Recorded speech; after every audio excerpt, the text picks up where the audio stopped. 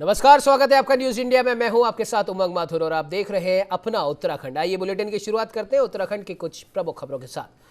रामनगर में 3 दिवसीय चिंतन शिविर में शिरकत करने के बाद बीजेपी आलाकमान ने मुख्यमंत्री तीरथ सिंह रावत को अब दिल्ली तलब किया है, जिसके बाद मुख्यमंत्री तीरथ सिंह रावत दिल्ली पहुंच चुके हैं। आपको बता दें, सूत्रों के अनुसार मुख्यमंत्री रावत से हाईकमान विधानसभा चुनाव की रणनीति और उनके उपचुनाव लड़ने को लेकर चर्चा कर सकती है। गौरतलब है कि रामनगर में हुए 3 दिवसीय बीजेपी चिंतन शिविर में प्रदेश और केंद्रीय स्तर के बड़े नेताओं ने आगामी चुनावी रणनीति को लेकर मंथन किया था। तो वहीं इस आयोजन के तुरंत बाद मुख्यमंत्री तीरथ सिंह रावत का दिल्ली जाना प्रदेश की राजनीति में हलचल लाने के लिए काफी है।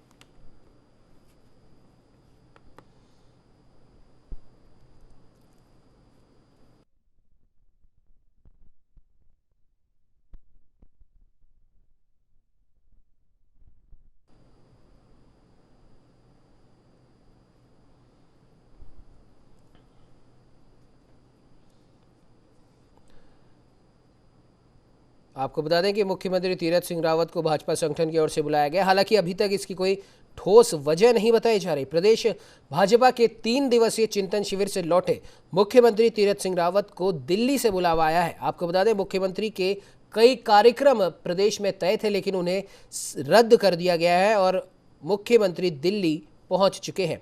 कहा जा रहा है कि मुख्यमंत्री को भाजपा संगठन की ओर से बुलाया गया है। हालांकि इसकी ठोस वजह अभी तक नहीं पता है। हालांकि सूत्रों का मानना है कि केंद्रीय नेतृत्व मुख्यमंत्री से उपचुनाव को लेकर आगे की रणनीति तय कर सकता है।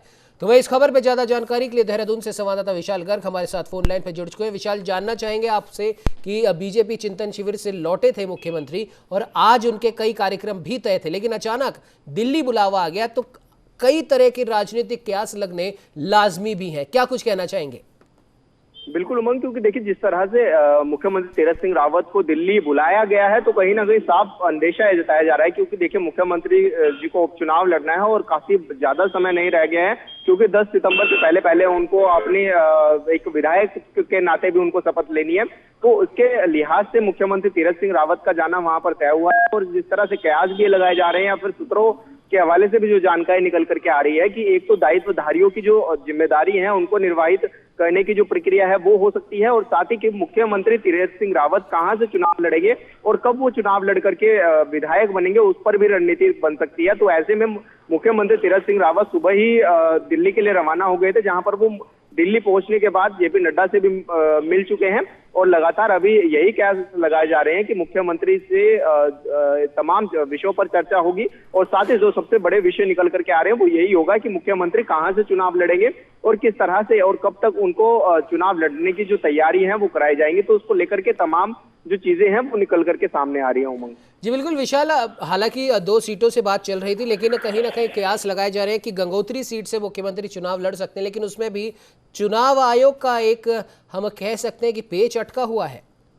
देखिए उमंग, क्योंकि चुनाव आयोग का कहना है कि अगर साल भर से पहले पहले आप चुनाव कराते हैं या फिर अगर चुनाव की प्रक्रिया में साल भर का समय हो तो चुनाव नहीं कराए जाते अमूमन। लेकिन जब मुख्यमंत्री तीरथ सिंह रावत ने शपथ ली तो उनके कार्यकाल का 1 साल पूरा बचा हुआ था, तो कह सकते हैं कि 1 साल से पहले उन्होंने शपथ ले ली, तो कहीं ना कहीं उनका चुनाव लड़ने के लिए वो इतना कोई जो दिक्कतें हैं वो उनको फेस नहीं करनी पड़ेगी और चुनाव आयोग उनके लिए चुनाव करा सकता है, क्योंकि उन्होंने 1 साल पहले शपथ ली थी। तो कहीं ना कहीं अब देखिए लगातार विपक्ष भी इस चीज को हमलावर होता हुआ सामने नजर आ रहा है कि चुनाव आयोग ऐसे कैसे करा दे। लेकिन जिस तरह से जो प्रदेश के जो पार्टी के नेता हैं वो भी तमाम ये बयान देते हुए नजर आ रहे हैं, क्योंकि मुख्यमंत्री ने 1 साल पहले शपथ ली तो कहीं ना कहीं हो सकता है कि अब वो चुनाव लड़ सकते हैं। तो उसको लेकर भी आज मंथन जारी है और जेपी नड्डा जो कि हाईकमान के में है, तो कहीं ना कहीं जो आज वो जो निर्णय लेंगे या फिर जो बातचीत होगी उस पर के बाद ही आधार पर ही सामने आएगा कि आखिर क्या कुछ रह सकता है। क्योंकि देखिए जिस तरह से उनको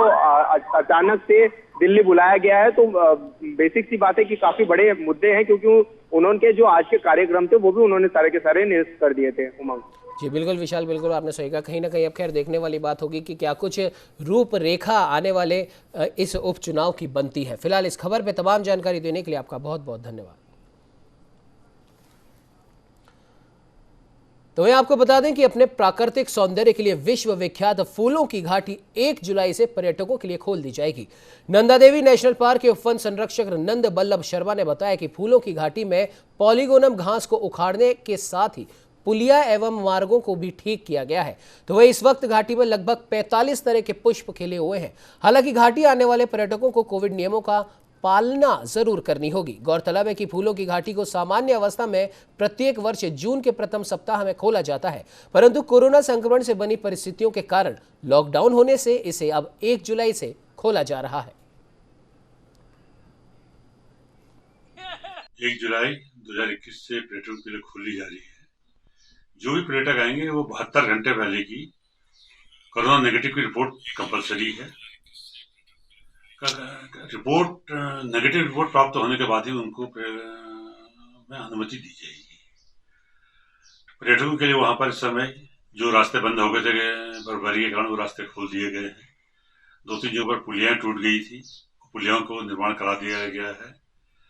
बाकी स्टाफ की तैनाती वैली ऑफ फ्लावर के गेट पर कर दी गई है। तो वही इस खबर पे ज्यादा जानकारी के लिए हमारे साथ संवाददाता सत्येंद्र पुंडीर फोन लाइन पे जुड़ चुके हैं। सत्येंद्र, आपसे जानना चाहेंगे, लंबे समय से जो पर्यटक हैं वो इस फूलों की घाटी के खुलने का इंतजार कर रहे थे। हालांकि कोविड काल के चलते ये चीज पॉसिबल नहीं थी, लेकिन अब 1 जुलाई से इसे पर्यटकों के लिए खोला जा रहा है। 45 तरीके के पुष्प अभी वहां पर लगे हुए हैं, क्या कुछ कहना चाहेंगे सत्येंद्र? देखिए, लंबे समय के बाद जो जून में फूलों की घाटी के कपाट खुले थे, तो लेकिन अब कल 1 जुलाई को फूलों की घाटी के कपाट खुले जाएंगे, क्योंकि कोरोना काल में यात्रा यहाँ पे नहीं चल पाई। तो उसके बाद यहाँ पे प्रशासन ने निर्णय लिया है कि 1 जुलाई से जो यात्री यहाँ पे आएंगे फूलों की घाटी के दर्शन करने, जो लोग आएंगे उनको कुछ बंदिशों के साथ यहाँ पे मिलेंगे।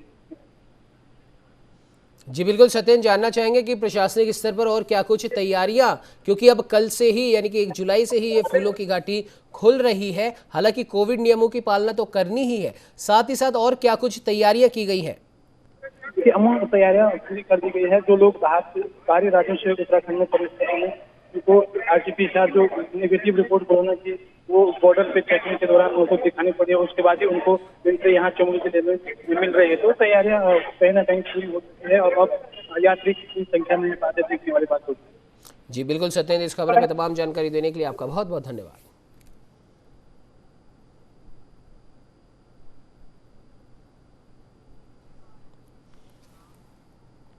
तो मैं आपको बता दें कि हल्द्वानी में अवैध रूप से चल रहे निर्माण कार्य पर हल्द्वानी मजिस्ट्रेट ने अब शिकंजा कसा है। जहां अवैध निर्माण कार्यों पर रोक लगाते हुए कई अवैध दुकानों को सील कर दिया गया है। तो वही नगर मजिस्ट्रेट ऋचा सिंह का कहना है कि हमारे द्वारा लगातार अवैध निर्माणों को लेकर कार्रवाई की जा रही है, जिसके चलते हल्द्वानी में कई दुकान और मकान सील कर दिए गए हैं। और साथ ही उन्होंने कहा कि अवैध निर्माण बनाने वालों के खिलाफ कार्रवाई भी लगातार जारी रहेगी।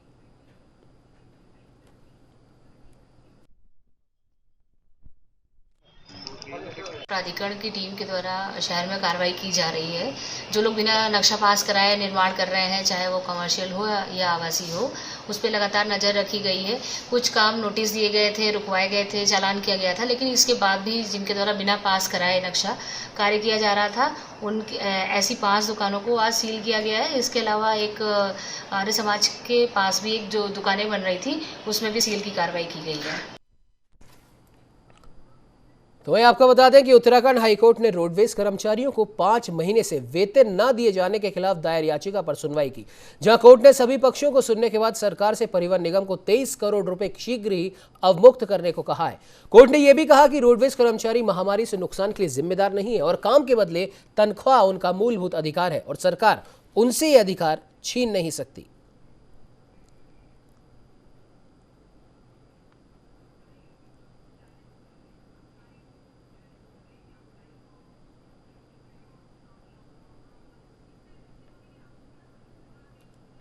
मुख्य न्यायाधीश महोदय की खंडपीठ के समक्ष जनहित याचिका संख्या 82/2019 जो कि उत्तराखंड रोडवेज कर्मचारी यूनियन द्वारा कई मांगों पर दायर की गई थी, जिसमें उत्तराखंड और उत्तर प्रदेश के बीच जो संपत्ति का बंटवारा होना था और माननीय और केंद्र सरकार द्वारा उसमें जो अपने अधिकारों के तहत दोनों राज्यों के बीच संपत्ति का निर्धारण कर दिया गया था, परंतु आज लगभग 21 साल के बाद भी वो परिसंपत्तियों के रूप में जो उनकी राशि थी वो नहीं अभी तक मिल पाई है।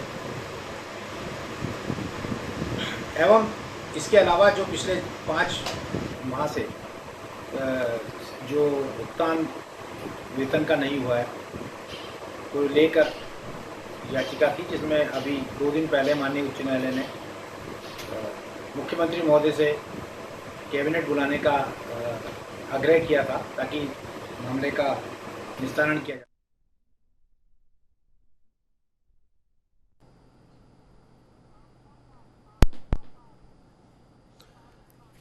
तो वहीं इस खबर पे ज्यादा जानकारी के नैनीताल से हमारे साथ हमारे संवाददाता कांतापाल फोन लाइन पे जुड़ चुके। कांतापाल, जानना चाहेंगे आपसे क्या कुछ अपडेट है अभी तक इस खबर पर? जी मोहन, बिल्कुल मैं आपको बता दूं, जिस तरीके से लंबे समय से यहाँ रोडवेज कर्मचारियों को वेतन का भुगतान और अन्य देयकों का भुगतान नहीं हो पा रहा था, इसको लेकर लंबे समय से यहाँ पे जनहित याचिका चल रही है, जिसमें कर्मचारियों का कहना है कि उन्हें कोरोना काल में उनसे ड्यूटी ली गई और कोरोना योद्धा उन्हें घोषित नहीं किया, ना ही वेतन दिया गया और ना ही जो उनके बाकी देयक हैं उनका भुगतान किया गया। 5 महीने से उन्हें अभी इधर उमंग बिल्कुल वेतन नहीं मिला है, जिसको लेकर कर्मचारी यहाँ हाईकोर्ट पहुंचे हैं और उनका साफ तौर से कहना है कि जिस तरीके से उन्होंने ड्यूटी की, अपना कर्तव्य निभाया है, तो उसको लेकर उन्हें वेतन भुगतान समय पर किया जाना चाहिए था। उनका भी घर परिवार है, जिसे चलाना यहाँ पे मुश्किल हो रहा था। तो आज कोर्ट ने इसमें सुनवाई करते हुए राज्य सरकार से पूछा है कि जब आप कैबिनेट में प्रस्ताव लाके बैठक में इनका वेतन का भुगतान संबंधी जो भी निर्णय है उसे तुरंत लें और जो भी कर्मचारी यहाँ पे जिनको भी अभी तक भुगतान नहीं किया गया उनको भुगतान करें। जी उमंग। बिल्कुल है कांतापाल, इस खबर पे तमाम जानकारी देने के लिए आपका बहुत बहुत धन्यवाद। आपको बता दें कि गंगोलीहाट के पूर्व विधायक और कांग्रेस प्रदेश महासचिव नारायण राम आर्य ने बेरीनाग में एक प्रेस वार्ता कर बीजेपी पर निशाना साधा। तो वहीं सरकार पर आरोप लगाते हुए उन्होंने कहा कि पिछले 4.5 वर्ष में गंगोलीहाट विधानसभा क्षेत्र में कोई भी नया विकास कार्य नहीं हुआ है और कांग्रेस के शासनकाल में स्वीकृत बेरीनाग विकासखंड में 2 ITI कॉलेजों को भी बंद कर दिया गया। तो वहीं अब पॉलिटेक्निक कॉलेज को भी बंद करने की तैयारी की जा रही है और इसके अलावा चौकोडी और बेरीनाग के कांग्रेस शासनकाल में स्वीकृत पेयजल योजना को अब तक पूरा नहीं किया गया। तो वहीं लोक निर्माण विभाग बेरीनाग के द्वारा खर्च किए गए बजट की उच्च स्तरीय जांच करने की भी उन्होंने मांग उठाई। पूरे देश में ही इस डबल इंजन की सरकार फेल है। जो 5 साल तक कांग्रेस शासन में इस गंगोलीहाट को एक विकास की गति देने का हमने प्रयास किया था, लेकिन आज वह विकास की गति प्रायः रुक गई है। उदाहरणार्थ के लिए मैं केवल बेरीनाग ब्लॉक का ही, गंगोलीहाट विधानसभा के बेरीनाग ब्लॉक का ही उदाहरण ली थी। दोनों ITI कॉलेज प्रायः बंद हो गए और गंगोलीहाट में हमने, बेरीनाग में हमने रांची पॉलिटेक्निक खोला था, वो पॉलिटेक्निक भी बंद होने के कगार में। पूरे देश में ही। तो वहीं उच्च शिक्षा मंत्री धन सिंह रावत 1 दिवसीय दौरे पर नैनीताल पहुंचे, जहां विश्वविद्यालय में बैठक करते हुए उन्होंने कहा कि जल्द ही कुमाऊं के विश्वविद्यालयों में खाली पड़े पदों पर नियुक्ति की जाएगी। साथ ही अब डिग्री लेने के लिए छात्र छात्राओं को यूनिवर्सिटी के चक्कर नहीं काटने पड़ेंगे।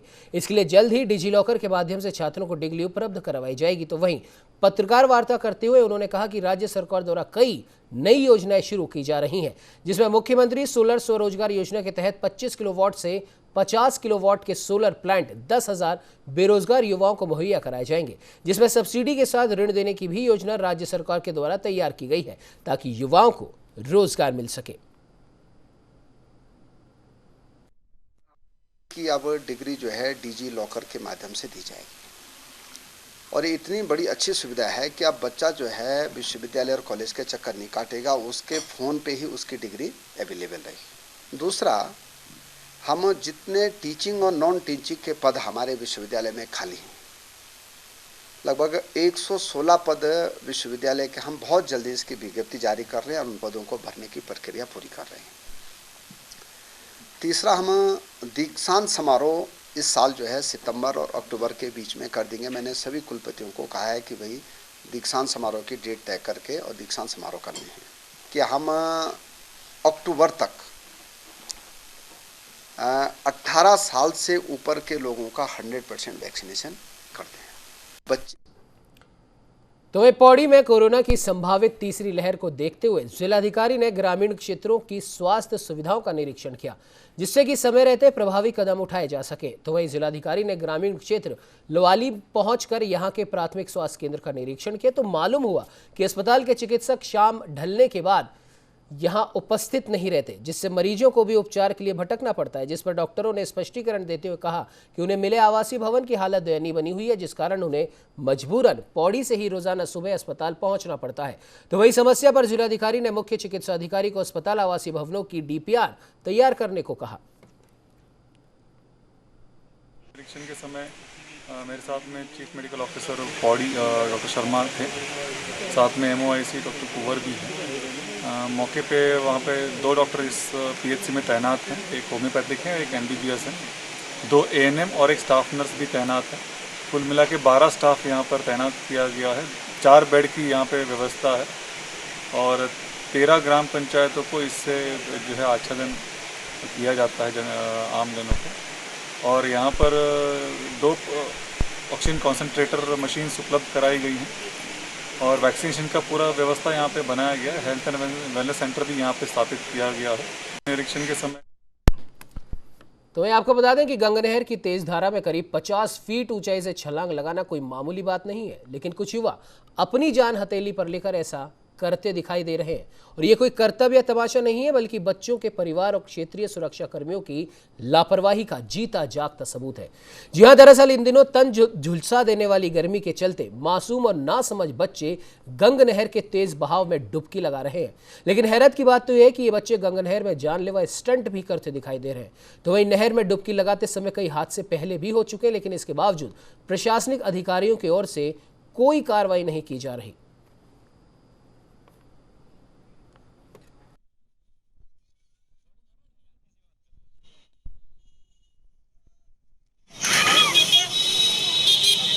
बालक हमारे भविष्य, ये देखिए एक गजब। जो आपके द्वारा जो है हमारे पास आया है और आपके द्वारा बताया गया है कि इस तरह की चीज़ें हो रही है। जो छोटे छोटे बच्चे हैं वहाँ पे नहर पुल पे उठ के जो है वहाँ जो है छलांगे वगैरह नहर में मार रहे हैं, जिसमें किसी भी हादसे होने की संभावना है। इस संबंध में संबंधित थाना और जल पुलिस के लिए जो है निर्देश जारी कर दिए गए हैं कि जो भी इस तरह के बच्चे आते हैं उनको रोकथाम किया जाए और उन्हें जागरूक किया जाए कि इस तरह के स्टैंड में उनकी जान भी जा सकती है। तो ये आपको बता दें कि सरकार के निर्देश पर खानपुर में सिटकुल की प्रक्रिया दोबारा से शुरू की गई है, जहां सरकार ने गोवर्धनपुर पंचायत के मजरा राजपुरा तथा प्रहलादपुर, शाहपुर व मदारपुर में सरकारी जमीन चिन्हित कर इसे एक साथ इकट्ठा करने के आदेश दिए। आदेश के बाद चकबंदी व राजस्व लेखपालों की टीम ने सर्वे शुरू किया।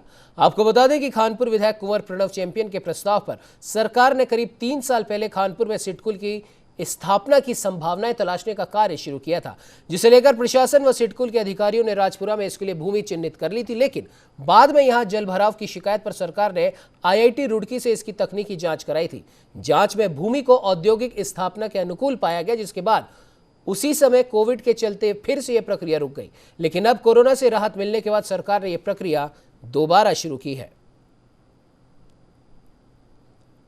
शासन से एक शासन जो है सिडकुल के माध्यम से एक पत्र आया है जिलाधिकारी महोदय के नाम। जिलाधिकारी महोदय ने हमें भेजा है। उसके क्रम में हम जो है प्रहलादपुर और वहाँ पर जो शाहपुर, मदारपुर अन्य जो गांव हैं, 5 गांव हैं, उन गांव में जो चिन्हित भूमि है उसको उसके संबंध में अभी पैमाइश कर रहे हैं। साथ साथ में उसमें ये इशू आ रहा है कि 5 गाँव में जो सरकारी भूमि पड़ी हुई है वही सिडकुल को चाहिए और वो जो है अलग अलग छितरी हुई है। कुछ गांव चकबंदी में है, कुछ गांव चकबंदी से बाहर है, राजस्व में है।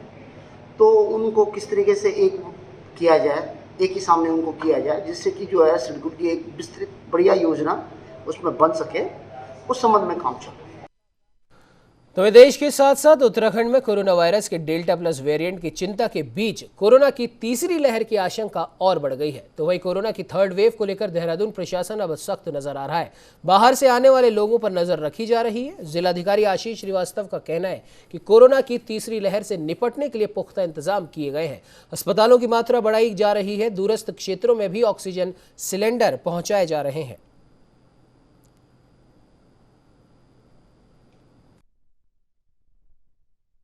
थर्ड वेव जो कही जा रही है, जिसकी आशंका है कि आ सकती है, तो उसके लिए जो हमारे हॉस्पिटल्स हैं उनमें बेड्स बढ़ाना, दूरस्थ इलाकों तक ऑक्सीजन कंसंट्रेटर और ऑक्सीजन सिलेंडर्स पहुंचाना, जो हम पहुंचा चुके हैं। इसके अलावा फिर कुछ जगहों पर इस समय ऑक्सीजन जनरेशन प्लांट और जो LMO टैंक होता है, लिक्विड मेडिकल ऑक्सीजन का टैंक होता है, उसको लगाने का कार्य किया जा रहा है। बच्चों को संभावना है कि इन्फेक्शन हो सकता है, तो इस प्रकार से हमारे यहाँ पर लगभग 180 के आसपास NICU और 140 के आसपास PICU ये तैयार हैं। और इस बुलेटिन में फिलहाल इतना ही। देश प्रदेश की तमाम खबरों की जानकारी के लिए आप बने रहिए हमारे साथ और देखते रहिए न्यूज़ इंडिया।